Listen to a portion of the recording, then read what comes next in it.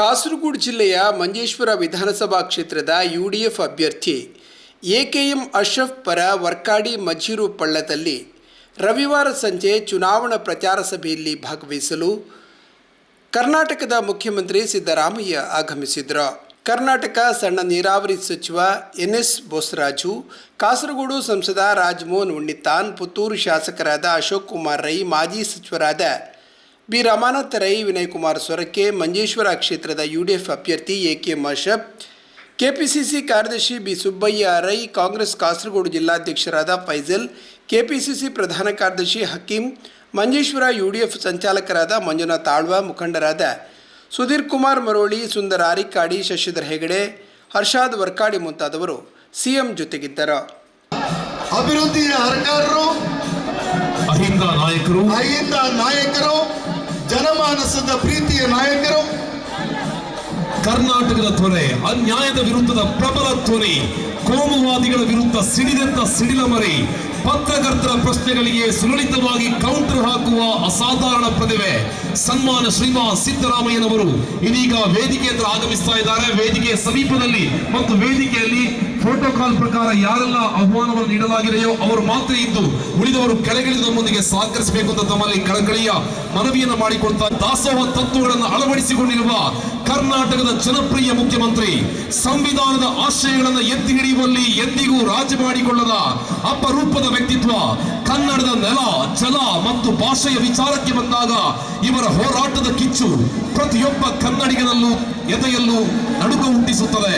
ರಾಜಕೀಯದ ಏರಿಳಿತವನ್ನು ಸಲೀತವಾಗಿ ಮೆಟ್ಟಿ ನಿಂತು ಟೀಕೆ ಟಿಪ್ಪಣಿಗಳಿಗೆ ಬಗ್ಗದೆ ಅಭಿವೃದ್ಧಿ ಕಾರ್ಯಗಳ ಮೂಲಕ ಉತ್ತರಿಸುವಂತಹ ಕರ್ನಾಟಕದ ಏಕೈಕ ಜನಪ್ರತಿನಿಧಿ ಸನ್ಮಾನ್ಯ ಶ್ರೀಮಾನ್ ಸಿದ್ದರಾಮಯ್ಯ ಜನಮಾನಸದಲ್ಲಿ ಒಬ್ಬ ಧೀಮಂತ ನಾಯಕನಾಗಿ ಅಚ್ಚಳಿಯದೆ ಉಳಿದು ಇವತ್ತು 6 ಕೋಟಿ ಕನ್ನಡಿಗರ ಮನಗೆದ್ದಿರುವ ಕರ್ನಾಟಕದ ಏಕೈಕ ಮುಖ್ಯಮಂತ್ರಿ ಶ್ರೀಮಾನ್ ಸಿದ್ದರಾಮಯ್ಯ 6 ಕೋಟಿ ಕನ್ನಡಿಗರ ಮನವನ್ನ ಗೆದ್ದು ಅನ್ನಭಾಗ್ಯ ಯೋಜನೆಯ ಮೂಲಕ ಜಗತ್ತಿನಲ್ಲಿ ಪ್ರಪ್ರಥಮ ಬಾರಿಗೆ ಅನ್ನಭಾಗ್ಯ ಯೋಜನೆಯನ್ನು ಜಾರಿಗೊಳಿಸುವುದರ ಮೂಲಕ ಅದೆಷ್ಟೋ ಕನ್ನಡಿಗರ ಹಸಿವನ್ನು ನೀಗಿಸಿದ ಕರ್ನಾಟಕದ ಜನಪ್ರಿಯ ಮುಖ್ಯಮಂತ್ರಿ ಶ್ರೀಮಾನ್ ಸಿದ್ದರಾಮಯ್ಯ ಇದೀಗ ಮಂಜೇಶ್ವರದ ಈ ವೇದಿಕೆಗೆ ಬರಲಿಕ್ಕೆ ಅವಕಾಶ ಮಾಡಿಕೊಡ್ಬೇಕು.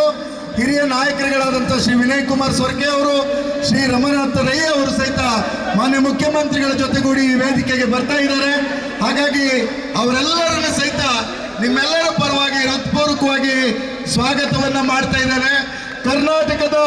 ನವ ಕರ್ನಾಟಕದ ಅಭಿವೃದ್ಧಿಯ ಹರಿಕಾರರು, ಗ್ಯಾರಂಟಿ ಸರ್ಕಾರದ ನೇತಾರರು ಆದಂತಹ ಸನ್ಮಾನ ಸಿದ್ದರಾಮಯ್ಯ ಅವರು ವೇದಿಕೆಗೆ ಬರ್ತಾ ಇದ್ದಾರೆ.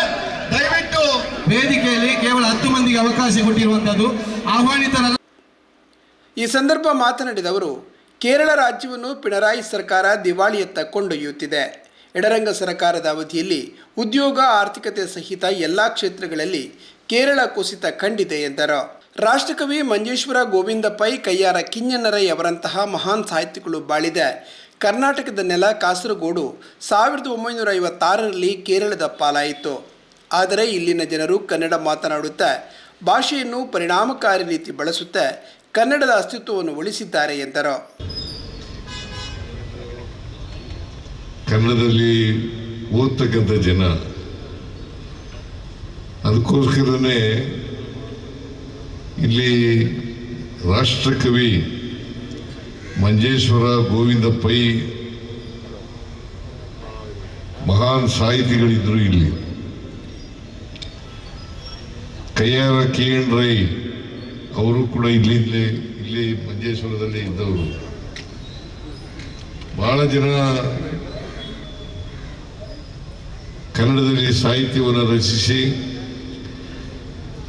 ರಾಜ್ಯ ಮಟ್ಟದಲ್ಲಿ ಮತ್ತು ರಾಷ್ಟ್ರ ಮಟ್ಟದಲ್ಲಿ ಹೆಸರುಗಳನ್ನು ಗಳಿಸಿರ್ತಕ್ಕಂಥ ಮಹನೀಯರು ಇಲ್ಲಿದ್ದಾರೆ ಅಂತಕ್ಕಂಥ ಮಾತುಗಳನ್ನು ಈ ಸಂದರ್ಭದಲ್ಲಿ ಹೇಳಲಿಕ್ಕೆ ಬಯಸ್ತಾ ಇದ್ದೇನೆ.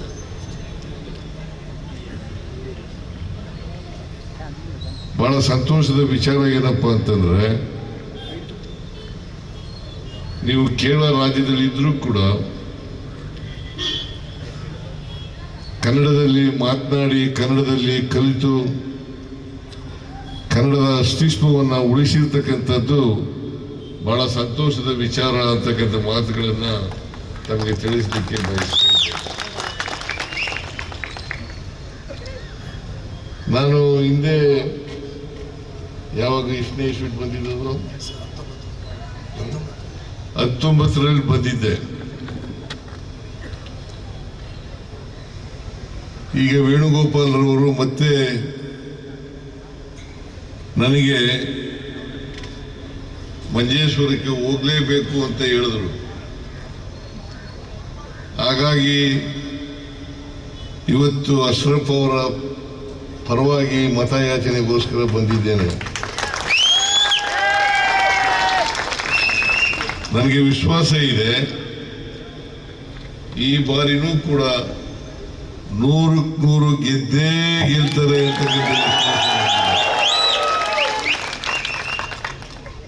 ಮತ್ತೆ ಕನ್ನಡವನ್ನ ಎತ್ತಿಡಿತಕ್ಕಂಥ ಕೆಲಸವನ್ನ ಕೇರಳ ವಿಧಾನಸಭೆಯಲ್ಲಿ ಮಾಡ್ತಾರೆ ಅಂತಕ್ಕಂಥ ಮಾತುಗಳನ್ನು ಅವರು ಕೇರಳ ವಿಧಾನಸಭೆಯಲ್ಲಿ ಗೆದ್ದಾಗ ಕನ್ನಡದಲ್ಲೇ ಪ್ರಮಾಣ ವಚನ ಸ್ವೀಕಾರ ಮಾಡಿದ್ರು ಅಲ್ಲ, ಕನ್ನಡದಲ್ಲೇ ಪ್ರಮಾಣ ವಚನ ಸ್ವೀಕಾರ ಮಾಡಿ ಕನ್ನಡತನವನ್ನ ಮೆರೀತಕ್ಕಂಥ ಕೆಲಸವನ್ನ ಮಾಡಿದ್ದಾರೆ ಅಂತಕ್ಕಂಥ ಮಾತುಗಳನ್ನ ತಮಗೆ ತಿಳಿಸ್ಲಿಕ್ಕೆ ಬಯಸ್ತಾ ಇದ್ದೇನೆ. ಅದರಿಂದ ಎಲ್ಲ ಕನ್ನಡಿಗರು ಕೂಡ ಅಶ್ರಫ್ ಅವರಿಗೆ ಮತ ಕೊಡಬೇಕು. ಅಶ್ರಫ್ ಅವರಿಗೆ ಮತ ಕೊಡಬೇಕು. ಅದನ್ನ ಮಾಡಿದ್ರೆ ನಾನು ಅವ್ರ ಪರವಾಗಿ ಮತಯಾಚನೆಗೆ ಬಂದದ್ದು ಸಾರ್ಥಕ ಆಗ್ತದೆ ಅಂತಕ್ಕಂಥ ಮಾತುಗಳನ್ನು ಅವರು ತಿಳಿಸ್ತಕ್ಕಂಥ ಕೆಲಸವನ್ನ ಮಾಡ್ತೇನೆ. ಇಲ್ಲಿ ಭಾರತೀಯ ಜನತಾ ಪಕ್ಷದ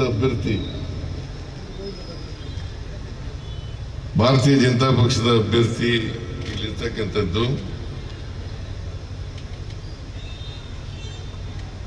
ಭಾರತೀಯ ಜನತಾ ಪಕ್ಷ ಕೇರಳದಲ್ಲಿ ಬೆಳೆಯಲಿಕ್ಕೆ ಬಿಟ್ಟಿಲ್ಲ. ಕೇರಳ ಜನ ಭಾರತೀಯ ಜನತಾ ಪಕ್ಷವನ್ನ ಬೆಳಿಲಿಕ್ಕೆ ಬಿಟ್ಟಿಲ್ಲ. ಭಾರತೀಯ ಜನತಾ ಪಕ್ಷ ಅಂತಂದ್ರೆ ಅವರು ಸಂವಿಧಾನ ವಿರೋಧಿ, ಬಡವರ ವಿರೋಧಿ, ದಲಿತರ ವಿರೋಧಿ, ಹಿಂದುಳಿದವರ ವಿರೋಧಿ, ಅಲ್ಪಸಂಖ್ಯಾತರ ವಿರೋಧಿ, ಮಹಿಳೆಯರ ವಿರೋಧಿ. ಯಾಕೆ ಈ ಮಾತನ್ನ ಹೇಳ್ತಾ ಇದ್ದೀನಿ ಅಂತಂದ್ರೆ ಅವರ ನಡವಳಿಕೆ ಹಂಗಿದೆ, ಅವರ ವಿಚಾರ ಹಂಗಿದೆ. ಭಾರತೀಯ ಜನತಾ ಪಕ್ಷದವರಿಗೆ ಯಾವುದೇ ಸಿದ್ಧಾಂತ ಇಲ್ಲ. ಅವರು ಯಾರ ಪರವಾಗಿರ್ತಕ್ಕಂಥವ್ರು ಅಂತಂದ್ರೆ ಶ್ರೀಮಂತರು, ಮೇಲ್ಜಾತಿಯವರು ಮತ್ತೆ ಕಾರ್ಪೊರೇಟ್ ಬಾಡಿಗಳ ಪರವಾಗಿರ್ತಕ್ಕಂಥದ್ದೇ ಭಾರತೀಯ ಜನತಾ ಪಕ್ಷ. ನೀವು ಒಂದು ಕರ್ನಾಟಕದ ಉದಾಹರಣೆಯನ್ನು ನಿಮಗೆ ಹೇಳಬೇಕು ಅಂತಂದ್ರೆ 2023 ವಿಧಾನಸಭಾ ಚುನಾವಣೆಗಿಂತ ಮುಂಚಿತವಾಗಿ ನಾವು ಗ್ಯಾರಂಟಿ ಯೋಜನೆಗಳನ್ನು ಘೋಷಣೆ ಮಾಡೋದು. ಪ್ರಧಾನಮಂತ್ರಿ ಆದಿಯಾಗಿ ಬಿಜೆಪಿಯವರು ಇದನ್ನ ವಿರೋಧ ಮಾಡಿದ್ರು.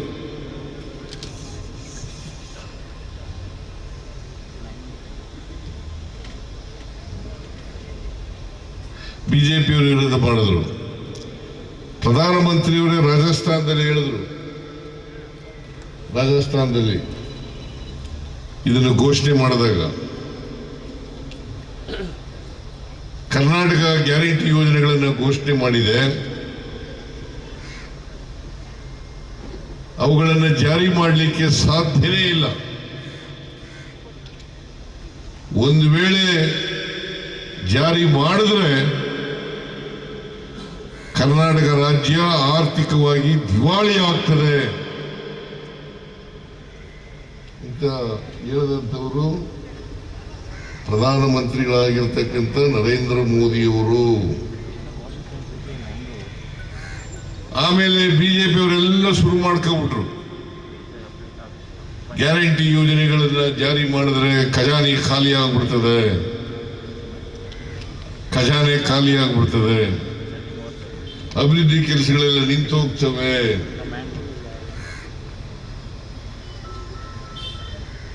ಆಮೇಲೆ 1 ವರ್ಷ ಮಾತ್ರ ಈ ಗ್ಯಾರಂಟಿ ಯೋಜನೆಗಳನ್ನು ಮಾಡೋದು, 1 ವರ್ಷದ ನಂತರ ಮಾಡಕ್ಕಾಗಲ್ಲ.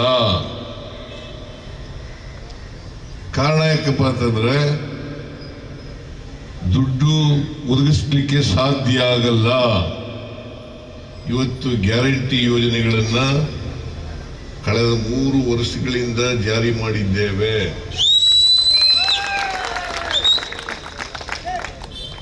ಪ್ರತಿ ವರ್ಷ ಸುಮಾರು 52,000 ಕೋಟಿ ರೂಪಾಯಿಗಳನ್ನ ಈ ಗ್ಯಾರಂಟಿ ಯೋಜನೆಗಳಿಗೆ ಕೊಡ್ತಾ ಇದ್ದೇವೆ. ಎಷ್ಟು? 52,000 ಕೋಟಿ. ಮೊನ್ನೆ ತಾನೇ ಬಜೆಟ್ ಮಂಡಿಸಿದೆ ನಾನು, ವಿಧಾನಸಭೆಯಲ್ಲಿ ಹೇಳಿದೆ 24 ಮಾರ್ಚ್ 2026 ಖರ್ಚು ಮಾಡಿರ್ತಕ್ಕಂಥ ಹಣ ಗ್ಯಾರಂಟಿ ಯೋಜನೆಗಳಿಗೆ 1,31,000 ಕೋಟಿ.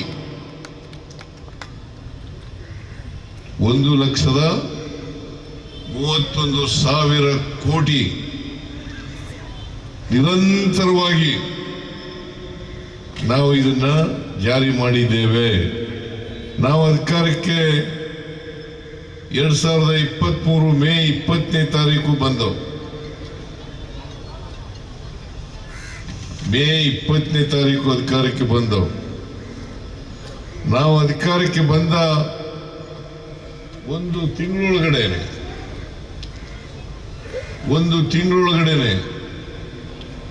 ಅಂದ್ರೆ 20ನೇ ತಾರೀಕು ನಾವು ಅಧಿಕಾರಕ್ಕೆ ಬಂದು ಜೂನ್ 10 ಅಥವಾ 11ನೇ ತಾರೀಕು ಶಕ್ತಿ ಯೋಜನೆಯನ್ನ ಜಾರಿಗೆ ಕೊಟ್ಟು, ಶಕ್ತಿ ಯೋಜನೆ ನಿಮ್ಗೆಲ್ಲ ಗೊತ್ತಿದೆ. ಶಕ್ತಿ ಯೋಜನೆ ಅಂದ್ರೆ ಏನು ಅಂತ. ಜನಸಂಖ್ಯೆ ಇರ್ತಕ್ಕಂಥದ್ದು 7 ಕೋಟಿ, ಸುಮಾರು 7 ಕೋಟಿ. ಅದರಲ್ಲಿ ಮಹಿಳೆಯರಿರ್ತಕ್ಕಂಥದ್ದು 3.5 ಕೋಟಿ. 3.5 ಕೋಟಿ ಮಹಿಳೆಯರು ಕೂಡ ಸರ್ಕಾರಿ ಬಸ್ಗಳಲ್ಲಿ ಫ್ರೀಯಾಗಿ ಓಡಾಡಬಹುದು.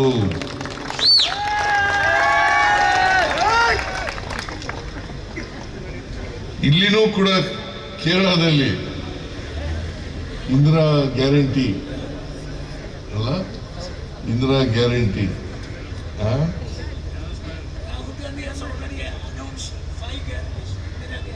5 ಗ್ಯಾರಂಟಿ, ಇಂದಿರಾ ಗ್ಯಾರಂಟಿಗಳು. ಅದರಲ್ಲಿ ಶಕ್ತಿ ಯೋಜನೆ ನಮ್ಮಲ್ಲಿ ಇರ್ತಕ್ಕಂಥದ್ದು. ಶಕ್ತಿ ಯೋಜನೆ ನಿಮ್ಮಲ್ಲಿ ಏನಂತ ಕರೀತೀರಿ?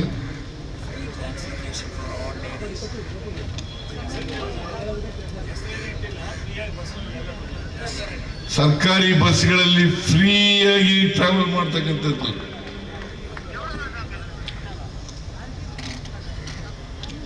KSRTC ಬಸ್ನಲ್ಲಿ ಫ್ರೀಯಾಗಿ ಇನ್ಮೇಲೆ ಈ ಚುನಾವಣೆ ಆದ್ಮೇಲೆ ನೀವು ಯಾರು ಕೂಡ ದುಡ್ಡು ಕೊಡಬೇಕಾಗಿಲ್ಲ. ಹೆಣ್ಮಕ್ಳು ಯಾರು ದುಡ್ಡು ಕೊಡಬೇಕಾಗಿಲ್ಲ. ಅದು ಕಳೆದ 3 ವರ್ಷದಿಂದ ನಾವು ಮಾಡ್ತಾ ಇದ್ದೀವಿ. ಅದರಿಂದ ಏನಾಗುತ್ತೆ, ನಿಮಗೆ ಬಸ್ಸು ಕೊಡ್ತಕ್ಕಂಥ ದುಡ್ಡಿದೆಯಲ್ಲ, ಟಿಕೆಟ್ ತಗೋಬೇಕಲ್ಲ, ಆ ದುಡ್ಡು ಉಳಿತಾಯ ಆಗತ್ತೆ. ಅದು ಬೇರೆ ಬಾಬುಗಳಿಗೆ ಖರ್ಚು ಮಾಡೋಕ್ಕಾಗಲ್ವಾ? ಮತ್ತೆ ಇದು ಒಳ್ಳೆ ಕಾರ್ಯಕ್ರಮ ಅಲ್ವಾ? ಎಕನಾಮಿಕ್ಸ್ ನಲ್ಲಿ ನೀವು ಅರ್ಥ ಮಾಡ್ಕೋಬೇಕು. Universal basic income, universal basic income ಅಂತ ಒಂದು ಥಿಯರಿ ಇದೆ, ಎಕನಾಮಿಕ್ ಥಿಯರಿ ಇದೆ. ಯೂನಿವರ್ಸಲ್ ಬೇಸಿಕ್ ಇನ್ಕಮ್ ಥಿಯರಿ ಅಂತಂದ್ರೆ ಸಾಮಾಜಿಕವಾಗಿ ಹಣವನ್ನು ಹೂಡಿಕೆ ಮಾಡೋದು, ಸಾಮಾಜಿಕವಾಗಿ ಹಣವನ್ನು ಹೂಡಿಕೆ ಮಾಡೋದು, ಇದು ವೇಸ್ಟ್ ಆಗ್ಲಿಕ್ಕೆ ಸಾಧ್ಯನೇ ಇಲ್ಲ.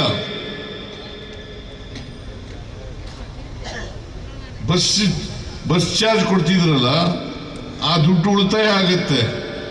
ಕೆಲಸಗಳಿಗೆ ಹೋಗ್ಬೋದು, ದೇವಸ್ಥಾನಗಳಿಗೆ ಹೋಗ್ಬೋದು, ಪ್ರವಾಸಿ ಕೇಂದ್ರಗಳಿಗೆ ಹೋಗ್ಬೋದು, ನಿಮ್ಮ ತವರು ಮನೆಗಳಿಗೆ ಹೋಗ್ಬೋದು. ನೀವು ನಿಮ್ಮ ಈ ದುಡ್ಡು ಉಳಿತಾಯ ಪೂರ ಆಗಿ ನಿಮ್ಮ ಪರ್ಚೇಸಿಂಗ್ ಪವರ್ ಹೆಚ್ಚಾಗ್ತದೆ. ಆಗುತ್ತಾ ಇಲ್ಲ? ಮತ್ತೆ ಯಾರು ಓಟ್ ಹಾಕ್ತೀರಿ? ಅಶ್ರಫ್ಗೆ ಓಟ್ ಹಾಕ್ಬೇಕಲ್ಲ, ಅಲ್ವೇನ್ರಿ?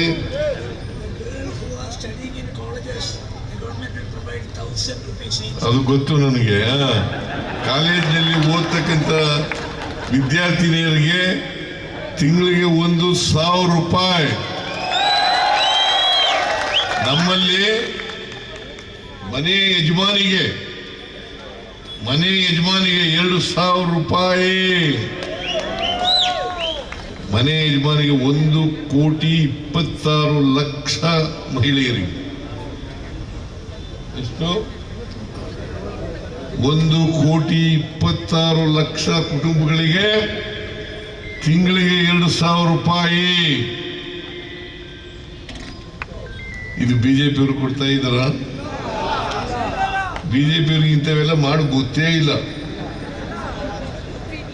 ಯಾಕಂತಂದ್ರೆ ಜನಪರವಾದಂಥ ಕಾರ್ಯಕ್ರಮಗಳು, ಬಡವರಿಗೆ ಮಾಡ್ತಕ್ಕಂಥ ಕಾರ್ಯಕ್ರಮಗಳು ಯಾವತ್ತೂ ಕೂಡ ಅವರು ಮಾಡಿಲ್ಲ. ಅದು ಕೆಲವು ಕಡೆ ಕಾಪಿ ಮಾಡಿಬಿಟ್ರು. ಯಾವ ವಿರೋಧ ಮಾಡ್ತಿದ್ದವರು ಕೆಲವು ಕಡೆ ಕಾಪಿ ಮಾಡಿದ್ರು. ಮಹಾರಾಷ್ಟ್ರದಲ್ಲಿ ಕಾಪಿ ಮಾಡಿಬಿಟ್ರು. ಅದು ಕಡಿಮೆ ಮಾಡಿಬಿಟ್ಟಿದ್ದಾರೆ ಈ ಸಾರಿ. ಕರ್ನಾಟಕ ಒಂದೇ ರಾಜ್ಯ, ನುಡಿದಂತೆ ನಡೆದಿರ್ತಕ್ಕಂಥ ರಾಜ್ಯ ಯಾವುದಾದ್ರೂ ಇದ್ರೆ ಅದು ಕರ್ನಾಟಕ. ಹಾಗೆಯೇ ಕೇರಳ ರಾಜ್ಯದಲ್ಲೂ ಕೂಡ ನುಡಿದಂತೆ ನಡೀತದೆ.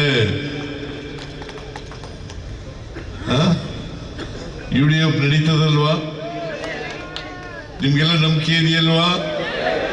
ವಿಶ್ವಾಸ ಇದೆಯಲ್ವಾ? ನಿಮ್ಗೆ ನಂಬಿಕೆ ವಿಶ್ವಾಸ ಇದ್ರೆ ದಯಮಾಡಿ UDF ಕ್ಯಾಂಡಿಡೇಟ್ ಆದಂತ ಅಶ್ರಫ್ ಅವರಿಗೆ ಕೊಡಬೇಕು. ಆಮೇಲೆ ಇನ್ನೊಂದು ಗ್ಯಾರಂಟಿ ಯೋಜನೆ ನಾವು ಮಾಡಿದ್ದೆ ಯಾವುದಪ್ಪ ಅಂದ್ರೆ ಗೃಹ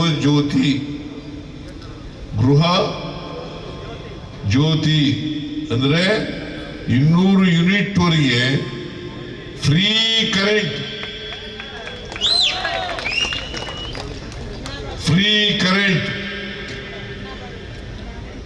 ಯಾರಾದ್ರೂ ಕರೆಂಟ್ ಬಿಲ್ ಕಟ್ತಾರ? ನೀವ್ಯಾರು ಇಲ್ಲಿ ಗೊತ್ತಿಲ್ಲ, ನನಗೆ ಮಾಡಿಲ್ಲ. ಫ್ರೀ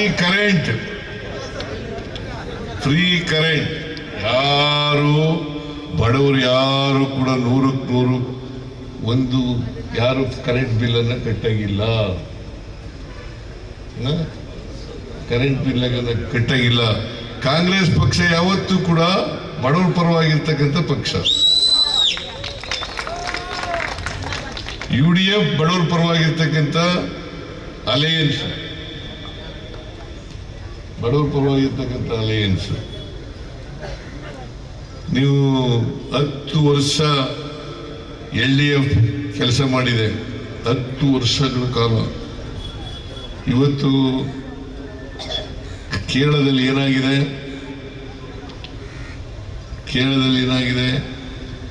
ಆಮೇಲೆ ಬರ್ತೀನಿ ನಾನು ಇದಕ್ಕೆ. ಆಮೇಲೆ ಇನ್ನೊಂದು ಗ್ಯಾರಂಟಿ ಯೋಜನೆ ನಾವು ಮಾಡಿರ್ತಕ್ಕಂಥದ್ದು ಅನ್ನಭಾಗ್ಯ. ಮನಮೋಹನ್ ಸಿಂಗ್ ರವರು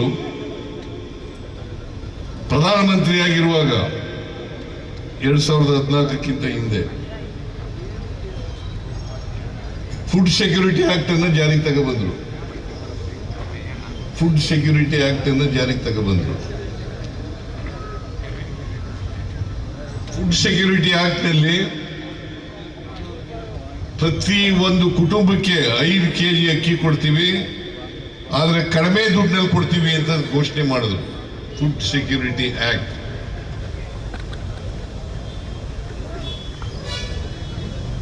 ಅದನ್ನ ನರೇಂದ್ರ ಮೋದಿ ಅವರು ದುರುಪಯೋಗ ಮಾಡ್ಕೊತಾ ಇದ್ದಾರೆ.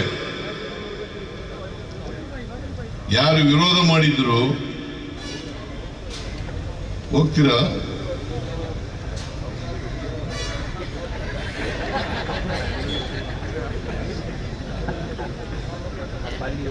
ನರೇಂದ್ರ ಮೋದಿ ಅವರು ದುರುಪಯೋಗ ಮಾಡ್ಕೊತಾರೆ ಅನ್ನಭಾಗ್ಯ. ನಾನು 2013ರಲ್ಲಿ ಮುಖ್ಯಮಂತ್ರಿ ಆಗಿದ್ದೆ. 5 kg ಅಕ್ಕಿಯನ್ನು ₹1 ಕೊಡ್ತಾ ಇದ್ದೆ ಪ್ರಾರಂಭದಲ್ಲಿ. ಆಮೇಲೆ ಪುಕ್ಕಟಿಯಾಗಿ ಕೊಡಕ್ ಶುರು ಮಾಡಿದೆ.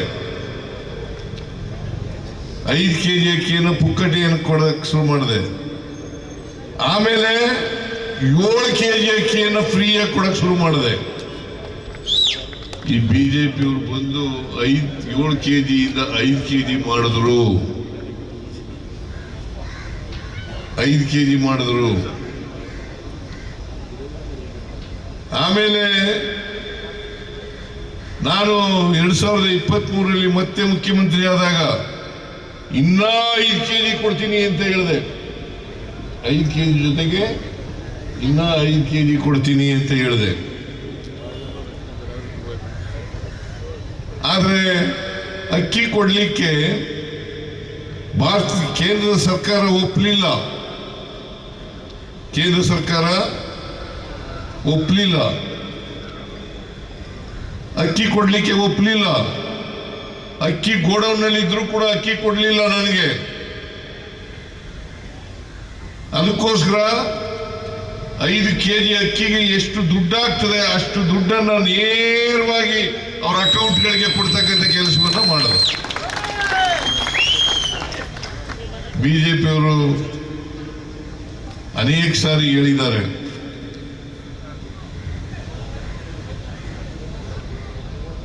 ಅಕ್ಕಿ ಕೊಡೋದ್ರಲ್ಲಿ ಭ್ರಷ್ಟಾಚಾರ ನಡೀತದೆ. ಹೆಂಗೆ ಭ್ರಷ್ಟಾಚಾರ ನಡೀತದೆ? ನಿಮ್ಮ ಅಕೌಂಟ್ಗೆ ದುಡ್ಡು ಹಾಕಿದ್ರೆ ಭ್ರಷ್ಟಾಚಾರ ನಡೀತದ? ಮಧ್ಯವರ್ತಿಗಳ ಅವಳಿನೇ ಇಲ್ಲ. ದುಡ್ಡು ನೇರವಾಗಿ ಯಾರು ಫಲಾನುಭವಿಗಳಿದ್ದಾರೆ ಅವರ ಅಕೌಂಟ್ಗೆ ನೇರವಾಗಿ ಹೊರಟೋಗುತ್ತೆ. ಆದ್ರಿಂದ ಮಧ್ಯವರ್ತಿಗಳಿರ್ತಕ್ಕಂಥದ್ದು ಇಲ್ಲ, ಲಂಚ ನಡೀಲಿಕ್ಕೆ ಸಾಧ್ಯನೇ ಇಲ್ಲ. ಆಮೇಲೆ ಯುವ ನೀತಿ ಅಂತೇಳಿ ಇನ್ನೊಂದು ಗ್ಯಾರಂಟಿ ಯೋಜನೆಯನ್ನು ಘೋಷಣೆ ಮಾಡಿದ್ದ ನಾವು. ಇನ್ನೊಂದು ಗ್ಯಾರಂಟಿ ಯೋಜನೆ ಏನಪ್ಪಾ ಅಂತಂದ್ರೆ, ಯುವ ನಿಧಿ ಗ್ಯಾರಂಟಿ ಯೋಜನೆ ಏನಪ್ಪಾ ಅಂತಂದ್ರೆ, ಪದವೀಧರರಿಗೆ ಅವರು BA ಓದಿರ್ಬೋದು, MA ಓದಿರ್ಬೋದು, BSc ಓದಿರ್ಬೋದು, MSc ಓದಿರ್ಬೋದು, ಡಾಕ್ಟರ್ಗಳಾಗಿರ್ಬೋದು, ಇಂಜಿನಿಯರ್ಗಳಾಗಿರ್ಬೋದು, ಯಾವುದೇ ಪದವಿ ಅವರಿಗೆ ನಿರುದ್ಯೋಗಿ ಯುವಕರಿಗೆ ಯಾರ್ಯಾರು ರಿಜಿಸ್ಟರ್ ಮಾಡಿಸ್ಕೊತಾರೆ ಅವ್ರಿಗೆಲ್ರಿಗೂ ಕೂಡ ತಿಂಗಳಿಗೆ ₹3,000, ತಿಂಗಳಿಗೆ ₹3,000.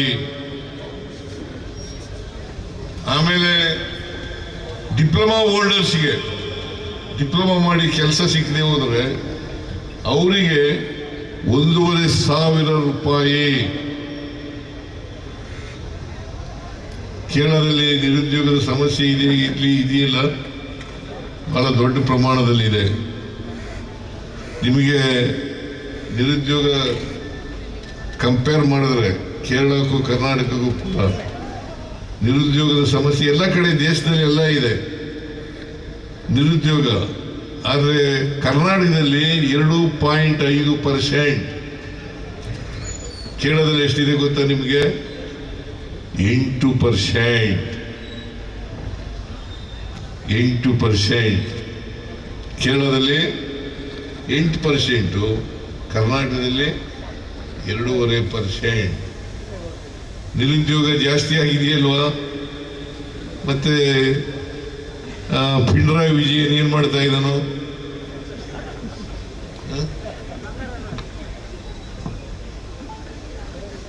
ಅದಕ್ಕೆ ಓದಂತ ಯುವಕ ಯುವತಿಯರೆಲ್ಲ ವಿದೇಶಗಳಿಗೆ ಹೊರಟೋಗ್ತಾ ಇದ್ದಾರೆ. ನಿರುದ್ಯೋಗದ ಸಮಸ್ಯೆ ಬೆಳೀತಾ ಇದೆ. ಹಣದುಬ್ಬರನೂ ಕೂಡ ಜಾಸ್ತಿ ಆಗ್ತಾ ಇದೆ.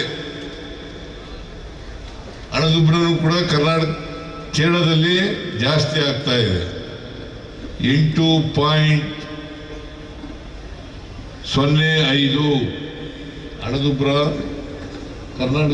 ಕೇರಳದಲ್ಲಿ 8.05. ಕರ್ನಾಟಕದಲ್ಲಿ 4% ಒಳಗಡೆ ಹಣದುಬ್ಬರ. ಇಲ್ಲಿ ಜಾಸ್ತಿ ಆಗಿದೆ, ಡಬಲ್ ಆಗಿದೆ. ಯಾಕೆ ಡಬಲ್ಗಿಂತ ಜಾಸ್ತಿ ಆಗಿದೆ? ಮತ್ತೆ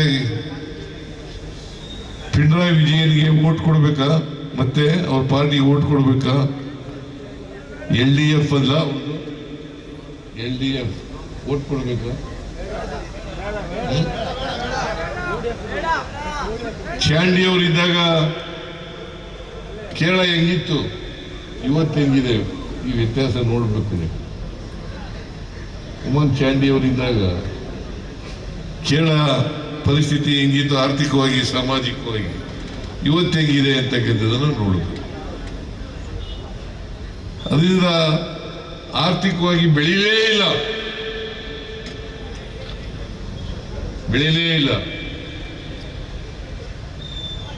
ಇವತ್ತು ಕೇರಳ ಸಾಲಗಾರ ರಾಜ್ಯವಾಗಿದೆ.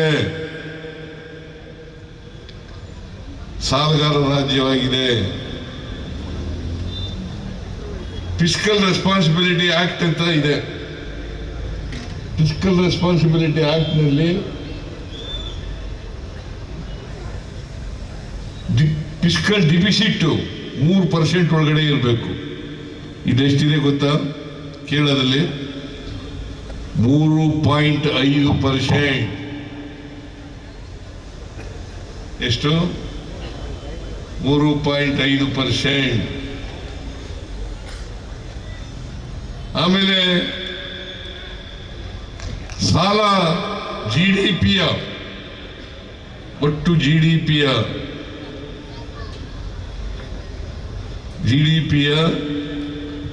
25% ಒಳಗಡೆ ಇರಬೇಕು. ಇಲ್ಲಿ ಎಷ್ಟು ಪರ್ಸೆಂಟ್ ಇದೆ? 35% ಇದೆ. ಅಂದ್ರೆ ರಾಜ್ಯ ದಿವಾಳಿ ಹತ್ರ ಹೊರಟುಬಿಟ್ಟಿದೆ, ಆರ್ಥಿಕವಾಗಿ ದಿವಾಳಿ ಹತ್ರ ಹೋಗ್ತಾ ಇದೆ.